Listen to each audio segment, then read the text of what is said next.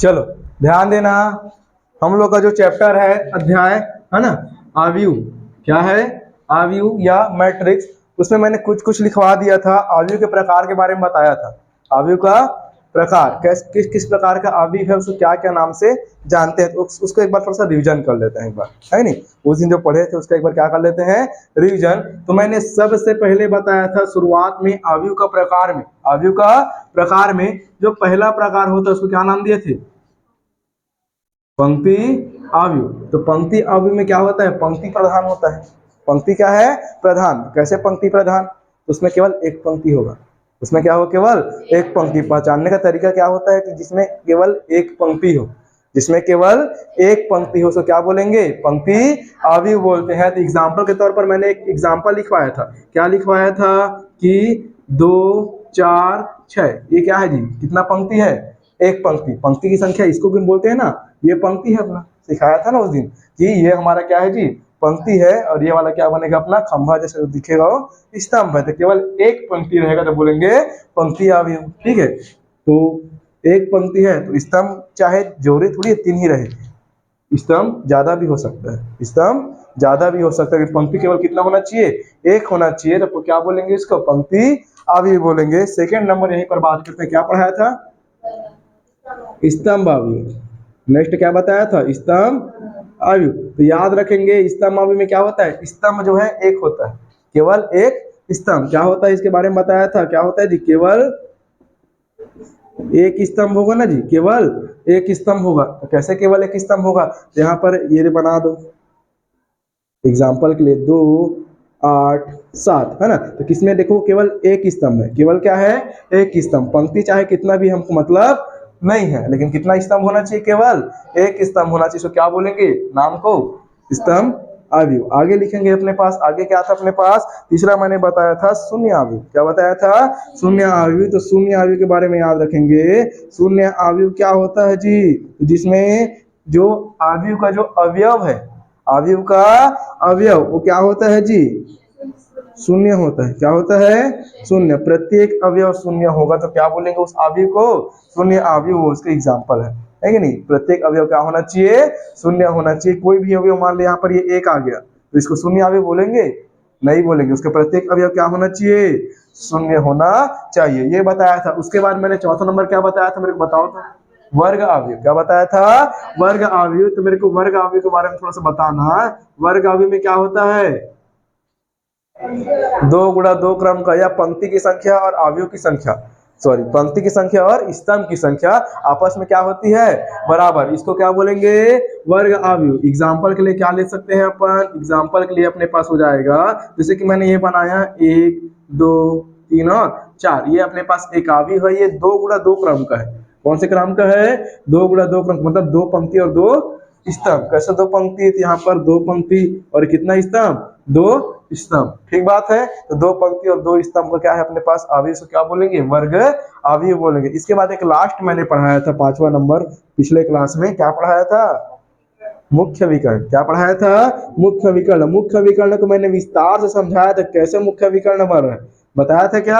और इसमें केवल एक चीज का प्रधानता याद रखना है कि मुख्य विकर्ण में क्या होता है, ये केवल वर्ग आव्यूह में काम करता है। इसमें काम करेगा, वर्ग आव्यूह में, किसी और आव्यूह में काम करेगा क्या, नहीं करेगा। इसी एग्जाम्पल समझा दूं, इसी समझा दूं। इसी को मैंने देखो एग्जाम्पल के तौर पर अगर लेते हैं तो क्या दिया है, 1 2 3 4, इसका मुख्य विकर्ण कौन सा बनेगा। विकर्ण कैसे बनता है, किसी भी वर्ग का ये वाला जो एरिया, ये क्या बनता है, इसका विकर्ण बनता है। बनेगा नहीं बनेगा, कितने विकर्ण बन सकते हैं, कितने विकर्ण, 2, कितने, 2। तो विकर्ण के अवयव पूछेगा तो पहला विकर्ण मान लो ये है, दूसरा विकर्ण अपने पास ये है। तो पहला विकर्ण के अवयव कौन कौन सा, कौन कौन सा पूछता है प्रश्न में, पहला विकर्ण का अवयव कौन कौन सा है, तो 1 और 4, 1 और 4, ये पहला विकर्ण का अवयव। दूसरा कौन कौन सा, 3 और 2 या 2 या 3, ये बोलेंगे, नहीं बोलेंगे ना। तो ठीक है, ये मुख्य विकर्ण समझ आया, ठीक है।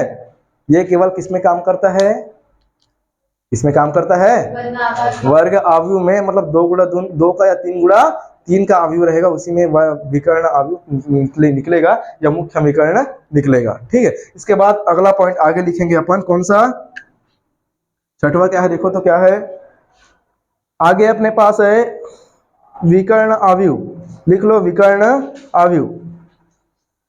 छठवां नंबर विकर्ण आव्यूह है। विकर्ण आव्यूह का परिभाषा नोट करेंगे, है ना। विकर्ण आव्यूह का परिभाषा नोट करेंगे, मुंह से बोल रहा हूं। वर्ग आव्यूह में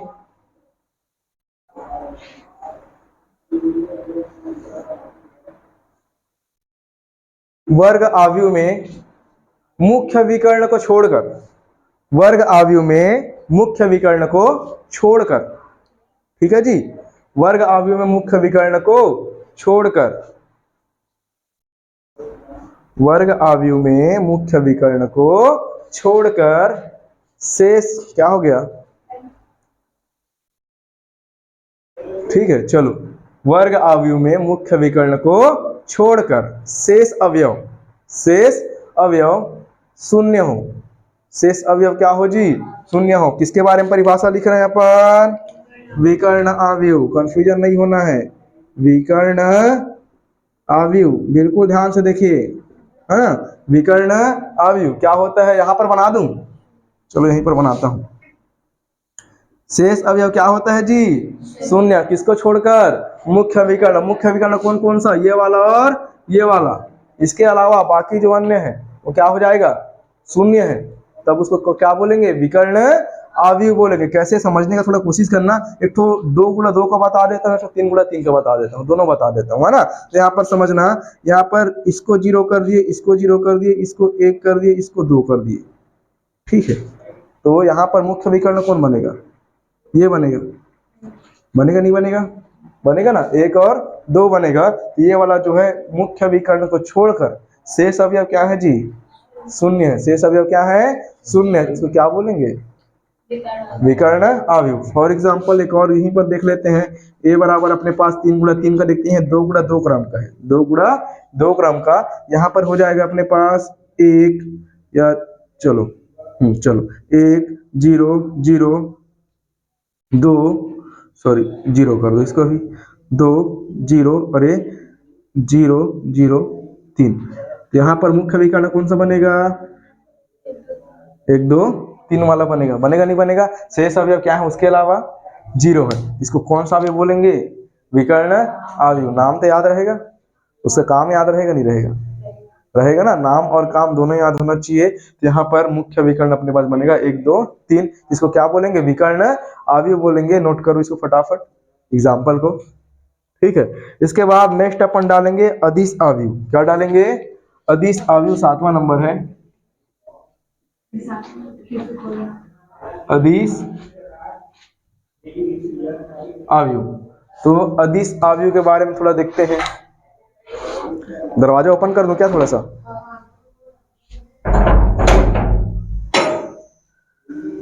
गर्मी लग रहा है, लाइट बंद हुआ था ना। चलो, तो अदिश आव्यूह के बारे में थोड़ा देखना, क्या दिया है अदिश आव्यूह, है ना।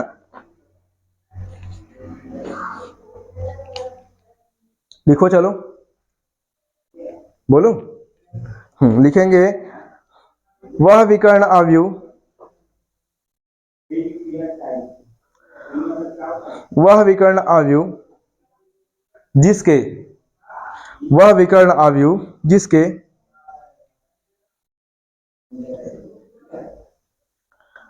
सभी मुख्य विकर्ण अवयव, सभी मुख्य विकर्ण अवयव समान हो, सभी मुख्य विकर्ण अवयव समान हो, तथा शेष सभी अवयव, तथा शेष सभी अवयव शून्य हो,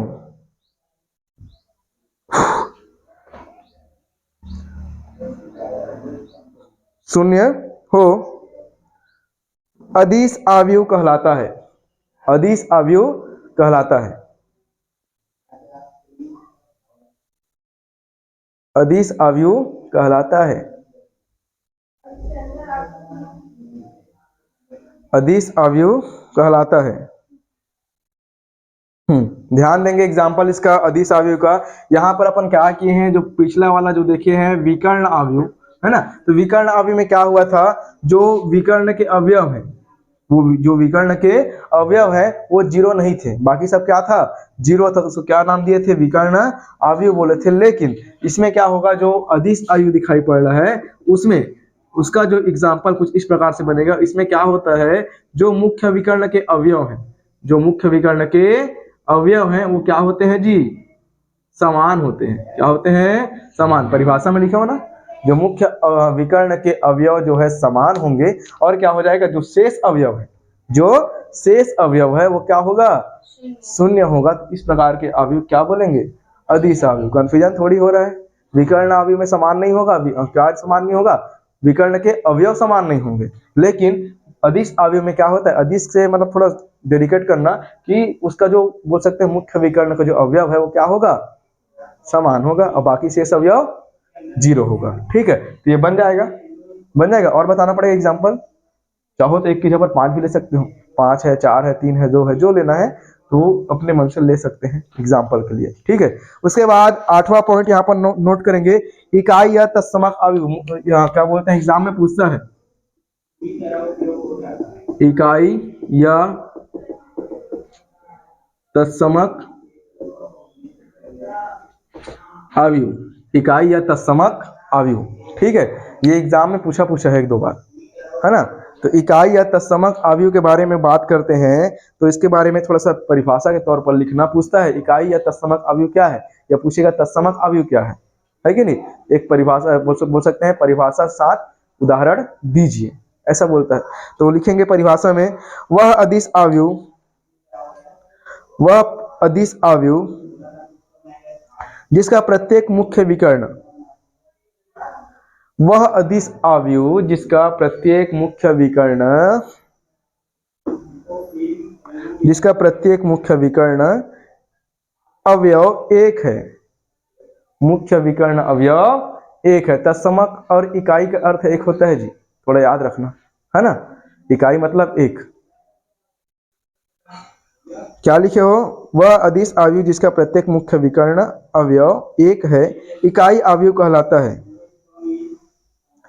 अब सीधा सा बात है, विकर्ण अवयव की बात करेगा तो अपने को क्या ध्यान में रखना है, क्या ध्यान में रखना है कि वो वर्ग अवयव होना चाहिए। क्या होना चाहिए, वर्ग अवयव होना चाहिए। क्योंकि अभी क्या बोला है, इकाई या तत्समक अवयव के बारे में परिभाषा लिखे हैं, तो क्या परिभाषा लिखी है अपन, वह अवयव बोल सकते हैं। क्या बनेगा अपने पास, इकाई या तत्समक अवयव में जिसका बोल सकते हैं अदिश अवयव, वह अदिश अवयव जिसका मुख्य विकर्ण अवयव क्या होना चाहिए, एक होना चाहिए। क्या होना चाहिए, एक। तो यहाँ पर मेरे को ये बताओ, ये जो एग्जाम्पल लिखा हूं इसके लिए सुटेबल है कि नहीं, इसके लिए, इसके लिए सुटेबल है कि नहीं। तो इसको ये तो लिखोगे ठीक है, उसके साथ साथ 2 गुणा 2 क्रम का भी लिखो, 2 ठो लिख लो, है कि नहीं। तो क्या होना चाहिए, उसका जो मुख्य विकर्ण का अवयव है क्या होना चाहिए, एक। 3 कंडीशन देखे हैं अपने पास, विकर्ण अवयव देखे हैं जिसमें मुख्य विकर्ण के अवयव अलग अलग होते हैं। एक में क्या होता है, सेम होता है, 4 4, 3 3, 2 2 जो भी रखना है ना। और एक ठो क्या लिखा हूं, इकाई या तत्समक अवयव, ये बोल सकते हैं इसमें क्या होगा, केवल मुख्य विकर्ण के अवयव एक होंगे। क्या होंगे, एक होंगे। तो कंफ्यूजन थोड़ी हो रहा है, नहीं हो रहा है ना। तो ये मेरे को ये बताओ, इकाई या तत्समक अवयव अदिश अवयव हो सकता है कि नहीं हो सकता है। वो तो साफ बोल दिया, एग्जाम्पल में ही बोला है, मतलब परिभाषा में बोला है कि अदिश अवयव, ऐसा अदिश अवयव जो क्या हो, जिसके इकाई मतलब मुख्य विकर्ण के अवयव क्या होने चाहिए, एक होगा, उसको क्या बोलेंगे, इकाई या तत्समक अवयव। इसके लिए एग्जाम्पल चाहे तो अपन लिख सकते हैं, ए बराबर 2 ठो में 1 लगा दो जी, ये बन गया। ठीक, बन जाएगा, ठीक है ना। केवल एक होगा तो तत्समक, केवल एक होगा तो तत्समक, एक के अलावा कुछ भी और हुआ तो क्या बोलेंगे उसको, अदिश। क्या बोलेंगे, अदिश बोलेंगे। ठीक है, और सेम होगा तो ना, सेम होगा तो वो अदिश बोलेंगे। ठीक है, 5 5, 4 4, 3 3 ऐसे कुछ दिखा ना तो अदिश अवयव, सेम दिखा तो समान अवयव, विकर्ण के अवयव क्या होंगे, समान, तो अदिश अवयव। और विकर्ण अवयव किसको बोलेंगे, जिसके अवयव अलग अलग है, मुख्य विकर्ण के अवयव क्या है, अलग अलग, तो केवल उसको नाम देंगे विकर्ण अवयव। तो 3 प्रकार बताया, तीनों एक दूसरे से रिलेटेड है। ठीक है, उसके बाद नेक्स्ट अपने पास लिखेंगे इकाई तत्समक के बाद क्षैतिज अवयव। क्या लिखेंगे, क्षैतिज अवयव। क्षैतिज अवयव नाम से समझ में आ रहा है जी, क्षैतिज अवयव ये सब बेसिक है, तो इसको एकदम आराम से लिखा रहा हूँ, एकदम आराम से बता रहा हूँ, है कि नहीं। पॉइंट टू पॉइंट समझते जाना। क्षैतिज आयु के बारे में परिभाषा लिखेंगे, नोट करो, नाम से समझ आ रहा है ना। वह आयु जिसमें स्तंभों की संख्या, वह आयु जिसमें स्तंभों की संख्या पंक्तियों की संख्या से अधिक हो, वह आयु जिसमें स्तंभों की संख्या पंक्तियों की संख्या से अधिक हो, पंक्तियों की संख्या से अधिक हो, क्या कहलाता है जी? क्षैतिज आयु कहलाता है। अब कोई भी आयु क्षैतिज कैसे बनेगा? क्षैतिज किसको बोलते हैं? सीधा सा बात है, क्या होना चाहिए? चौड़ाई में ज्यादा होना चाहिए। चौड़ाई में क्या होना चाहिए? ज्यादा होना चाहिए, मतलब लंबाई में कम, चौड़ाई में ज्यादा, मतलब इधर फैलाव ज्यादा होना चाहिए, क्षैतिज बोलेंगे, है कि नहीं। फैलाव अगर ज्यादा है तो क्या बोलेंगे? उसको क्षैतिज बोलेंगे। तो यहाँ पर थोड़ा सा ध्यान देना, क्षैतिज आयु के बारे में क्या बोला है? स्तंभों की संख्या क्या होना चाहिए? पंक्तियों से ज्यादा होना चाहिए, मतलब स्तंभ ज्यादा होना चाहिए, पंक्ति कम। तो यहाँ पर एक आयु लिख रहा हूं, मेरे को बताने क्षैतिज आयु है कि नहीं। 4, 2, 1, 3, 5, 6, 7, 8, चलो, है कि नहीं। यहाँ पर मेरे को ये बताओ कितना पंक्ति है? कितना पंक्ति है? ये पहला पंक्ति और ये दूसरा पंक्ति, 2 पंक्ति और कितना स्तंभ? 1, 2, 3, 4, कितना स्तंभ? 4। स्पष्टता यहाँ पर क्या है? ठीक है, आगे देखो, ये ऊर्ध्वाधर आयु है अपने पास। अगला टॉपिक क्या है? 10वां नंबर, ऊर्ध्वाधर आयु। तो ऊर्ध्वाधर आयु के बारे में परिभाषा नोट करेंगे। वह आयु जिसमें, नाम से समझ आ रहा है, ऊर्ध्वाधर में पंक्ति ज्यादा रहेगा जी, है ना। वह आयु जिसमें पंक्तियों की संख्या, वह आयु जिसमें पंक्तियों की संख्या स्तंभों से अधिक है, या वह आयु जिसमें पंक्तियों की संख्या स्तंभों की संख्या से अधिक है, ऊर्ध्वाधर आयु कहलाता है। ऊर्ध्वाधर आयु कहलाता है, ठीक है। वह आयु जिसमें पंक्तियों की संख्या स्तंभों की संख्या से अधिक है, वह क्या कहलाता है? ऊर्ध्वाधर आयु कहलाता है। अब कैसे पंक्तियों की संख्या स्तंभों से अधिक है? मतलब स्तंभों की संख्या अधिक है पंक्ति से, है ना। तो कैसे अधिक है उस पर थोड़ा ध्यान देंगे यहाँ पर, है ना। एक एग्जाम्पल लेते हैं। इसमें बोला है कि स्तंभों की संख्या अधिक होगा। स्तंभों की संख्या अधिक होगी, पंक्ति बोला है। पंक्तियों की संख्या क्या बोला है प्रश्न में? ऊर्ध्वाधर में क्या होगा जी? पंक्ति ज्यादा होगा ना। ऊर्ध्वाधर में पंक्ति ज्यादा होगा, 1, 2 काउंट करोगे तो ज्यादा होगा ना, मतलब लंबाई में जो बड़ा होना चाहिए। लंबाई में क्या होना चाहिए? बड़ा होना चाहिए। तो यहाँ पर देखना, लिख रहा हूँ 2, 4, 6, 8, 10, 7, ठीक है। तो यहाँ पर साफ समझ में आ रहा है, पहला पंक्ति, दूसरा पंक्ति और तीसरा पंक्ति। कितने पंक्ति हो गए? 3। कितने स्तंभ हो गए? 2। 1 स्तंभ और 2 स्तंभ। समझ आया? पंक्तियों की संख्या क्या है जी? स्तंभों से ज्यादा है। पिछला में उल्टा हुआ था, पंक्तियों की संख्या कम था इसमें क्षैतिज में, और इसमें क्या है जी? पंक्तियों की संख्या ज्यादा है। चलो जल्दी नोट करो। चलो ध्यान देना। आगे अपना अगला टॉपिक है आयु योग के गुणधर्म। अगला टॉपिक लिखो, आयु योग के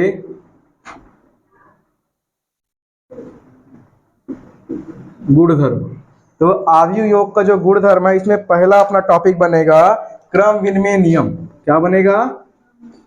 क्रम विनिमय नियम। अभी केवल लिखवा रहा हूं जी, है ना। इसका प्रयोग अभी कहाँ करेंगे? आगे एग्जाम्पल्स में करने वाले हैं, प्रश्न में करने वाले हैं, ठीक है। तो क्रम विनिमय नियम, तो क्रम विनिमय नियम के बारे में थोड़ा सा नोट करेंगे, क्या होता है ना। 2 लाइन में, 1 लाइन में लिखवा देता हूँ क्या होगा। तो लिखो यहाँ पर ए तथा बी को, यदि ए तथा बी, लिख दो क्या मैं भी, यदि ए तथा बी 2 m गुणा n क्रम के आयु है, यदि ए तथा बी, नोट करो, 2 m गुणा n क्रम के, कौन से क्रम?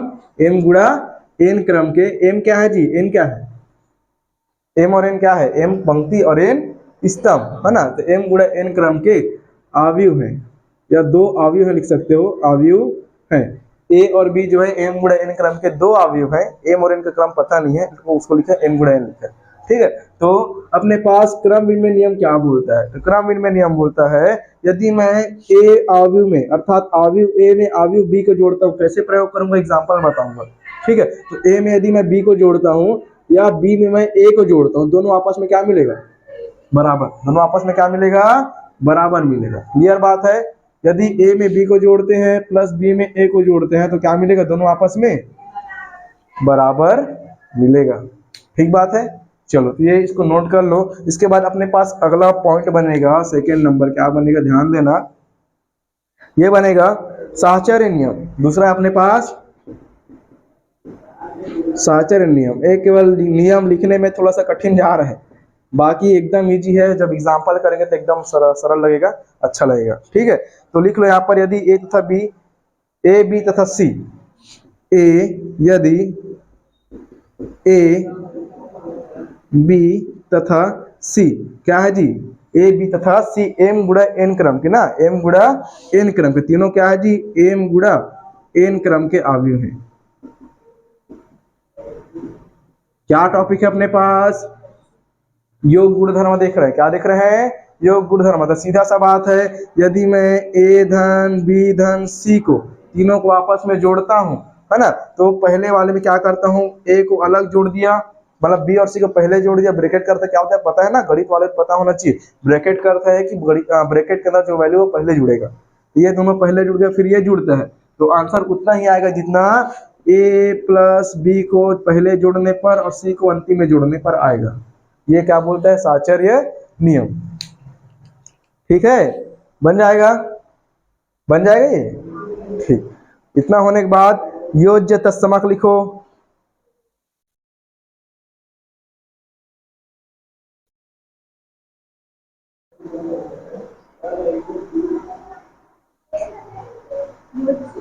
तत्समक लिख दो क्या, तीसरा नंबर लिखो, योज्य तत्समक, योज्य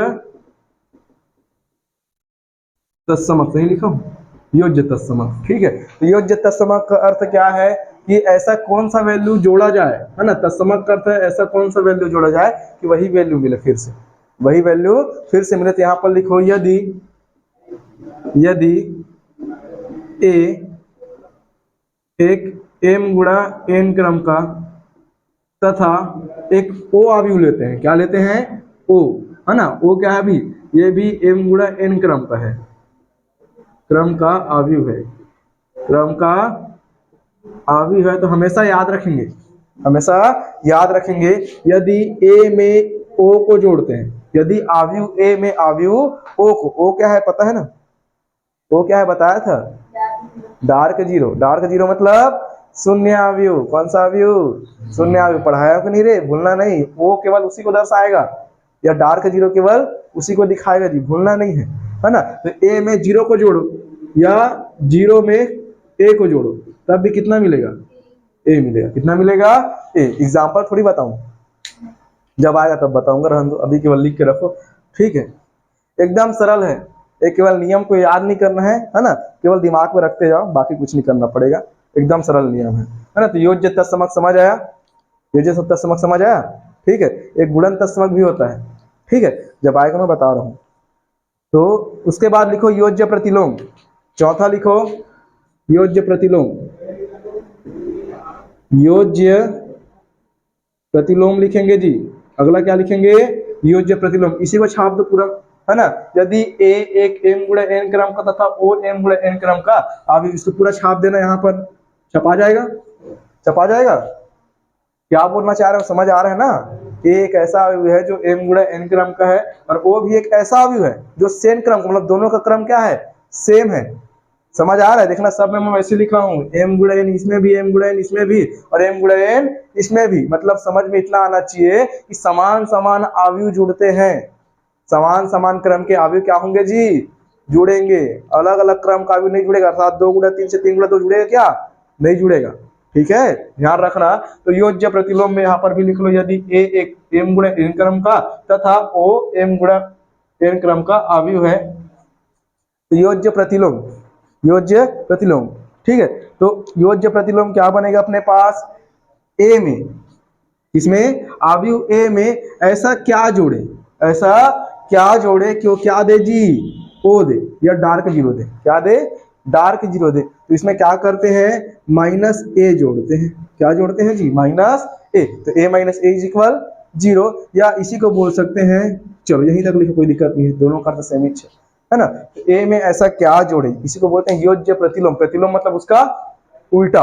तो गणित में उल्टा का अर्थ माइनस होता है, गणित में उल्टा का अर्थ क्या होता है, माइनस होता है। समझते हो ना इतना, है कि नहीं। तो A plus minus A is equal O, तो इसमें जुड़ रहे हैं, जैसे कि इसमें बोला योज्य मतलब जोड़ना, प्रतिलोम मतलब उल्टा। तो योज्य प्रतिलोम क्या बनेगा, माइनस ए बनेगा। ए का योज्य प्रतिलोम क्या बनेगा, माइनस ए। तो क्या बना के देगा, डार्क जीरो अर्थात ओ बना के देगा। क्या बना के देगा, ओ। उसके बाद आगे लिखो निरसन नियम। निरसन नियम 5वां नंबर निरसन नियम पूछता है।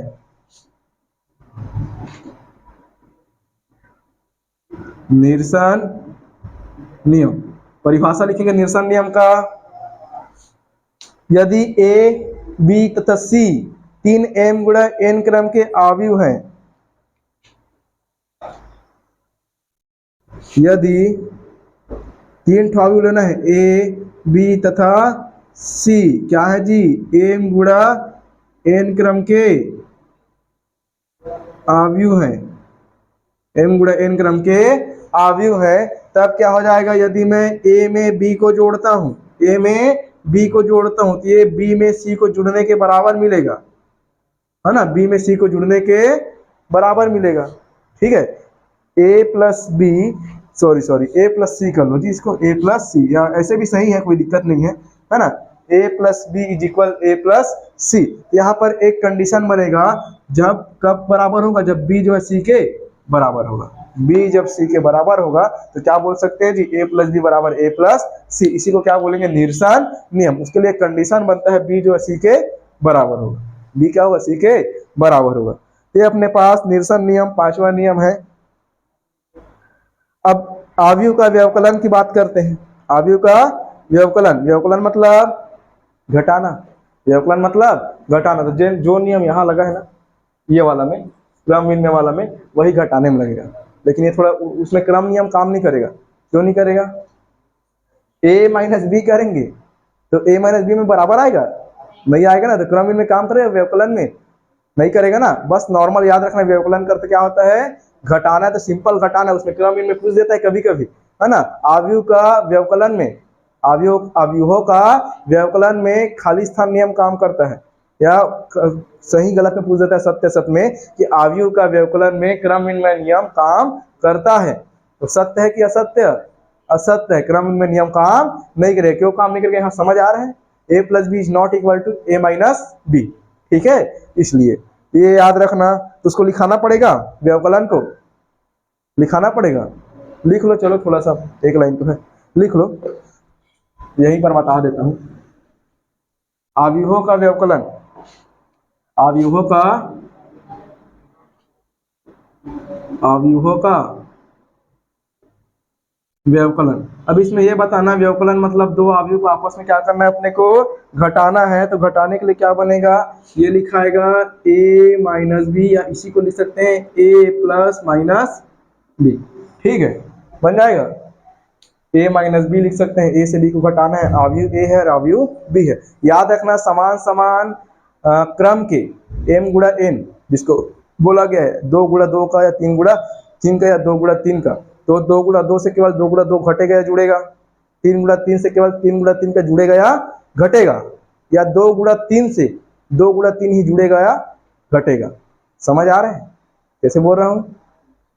समान समान क्रम का आव्यूह रहेगा तभी जुड़ेगा या घटेगा, अलग अलग क्रम का जुड़ता घटता नहीं है जी, ठीक है। अब कैसे जुड़ेगा कैसे घटेगा जब मैं बताऊंगा एग्जाम्पल में, एकदम क्लियर हो जाएगा, ठीक है। तो इसको अभी केवल नियम को याद रखना है कि a minus B is equal to a plus minus B, ठीक है। ये अपना आव्यूहों का व्यवकलन है, और कुछ ज्यादा बताने की जरूरत नहीं है लग रहा है, ठीक। बाकी जो बीच में आएगा उसको मैं बता दूंगा, यहाँ तक पर्याप्त है। कल से इसका संबंधित एग्जाम्पल देखना है, ठीक है। कल से इससे रिलेटेड क्या करना है, अपने को एग्जाम्पल्स देखना है। चलो फिर आज इतना ही करते हैं।